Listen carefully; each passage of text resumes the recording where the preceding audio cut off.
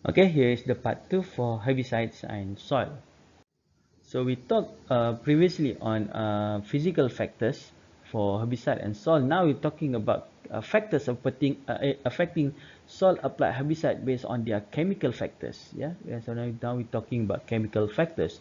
So this include microbial or enzymatic degradation. Microbial Sorry, I repeat. It include microbial or enzymatic degradation. So it's also chemical degradation here, or the chemical non-enzymatic degradation, and also photodecomposition or photodegradation. So these are three types of chemical factors that affecting soil applied herbicides that we want to talk in this for this video.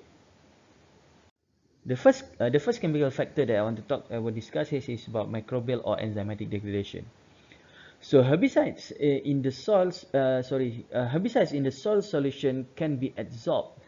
Okay, herbicide can be adsorbed uh, by soil colloids or be degraded by microorganisms. They also can be degraded by microorganisms. Many herbicides provide a carbon source from which microorganisms derive energy. Some herbicides, perhaps most of it, are degraded as an incidental processes as microorganisms degrade soil organic material.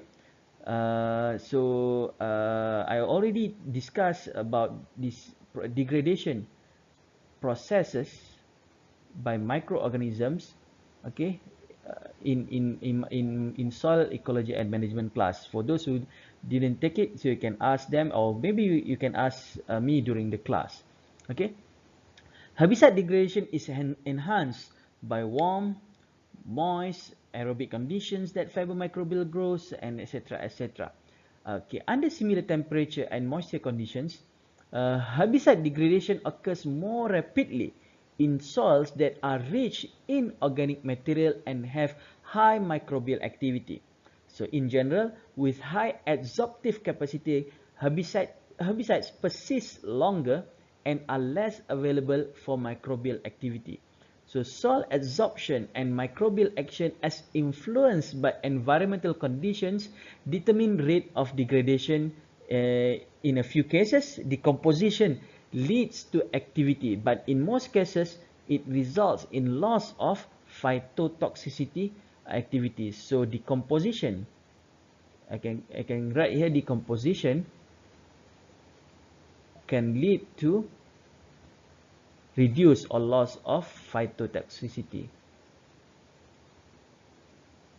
So this factor, decomposition or degradation by microorganisms, is crucial for herbicides for most cases.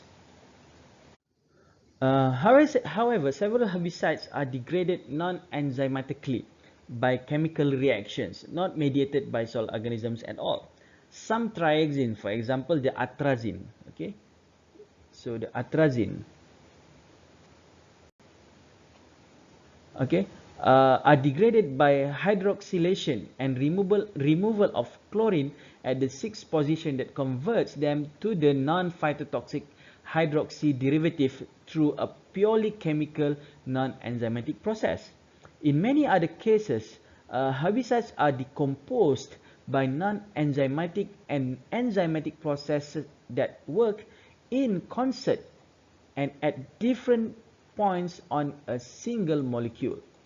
Uh, the the sulfonyl the sulfonylurea, okay, these herbicides are degraded in soil by simple hydrolysis if pH is acidic.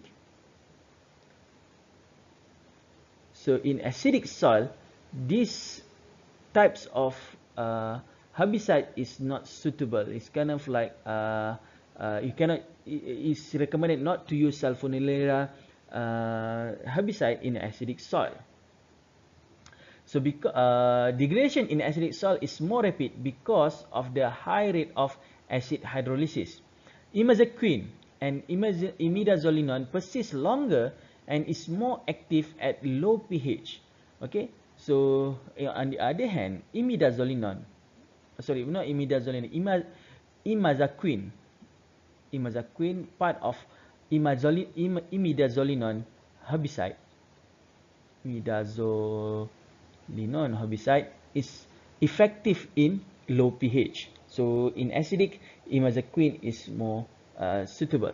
So studies have been done to determine the influence of soil pH on herbicide degradation and activity. For most herbicides, rate of degradation is slower as soil pH rises. So which means that more the rate of degradation. So the degradation is lower when the pH is high in alkali. So the most of the herbicide can retain in the soil, okay, in the alkali. How to spell alkali? That is, I don't know. Okay. Photodecomposition or photodegradation is another way. It's the effect of radiation on internal chemical bonds. So it's a form of chemical degradation. Okay, it is well established that many herbicides, particularly the heterocyclic molecules with carbon and nitrogen in a ring, and nitrogen-containing compounds undergo photodecomposition. Photochemical reactions have been reported for many herbicides, including phenoxy acids, dinitroanilinins, propanil, benzoic acids, and others. Absorption of electromagnetic radiation of wavelengths between 290 and 450 nanometers, okay, affects the excitation states of electrons and leads to bond rupture and can energize several common reactions, including oxidation, reduction, hydrolysis, substitution, and even isomerization. While there is no question that photodecomposition occurs, its importance as a determinant of activity or selectivity under field conditions is usually minor. Okay, so photodecomposition usually a minor cases. Okay, so photo oxidations are important, especially for herbicides that remain in the atmosphere or move back into the air after application. Once a compound is incorporated in soil, the importance of photo decomposition is negligible. Okay, which means that if the herbicide is still in the air, so photo decomposition probably can happen. But once the herbicides already incorporated in the soil, so the photo decomposition usually can be neglected. So finally, we want to talk about soil persistence, okay, of herbicide persistence or soil persistence to the herbicides. Okay, talk about this. So soil persistence is agriculturally important because residual herbicides control weeds over time, but may also injure crops. So which means that we need to make sure that the persistence of herbicides is optimal, so it can control it, but at the same time they cannot injure crops. Okay, soil residues can become contaminants in the edible portions of crops and water and affect non-target species. Residues may cause temporary or permanent effects on soil microorganisms. It will have enormous agricultural and environmental consequence if an herbicide were released only to find that it caused serious depressions of activity or even death of nitrifying bacteria in soil. So need to make sure that the persistence of herbicides in the soil is under optimum level. So you don't it can be you cannot have it at a long time. At the same time, you want to have it so it cannot you want to persist in the soil, so it also can effectively kill the targeted weed. But at the same time, a longer time or higher persistence of herbicides in the soil may cause another problems, including degrading the microbial activity. So can reduce the microbial activity. So they also can kill the microbes. Or even the microbes can eat the herbicides, can decompose or degrade the herbicides, but at the same time they are also toxic to the microorganisms. Okay, that's all for herbicides and soil.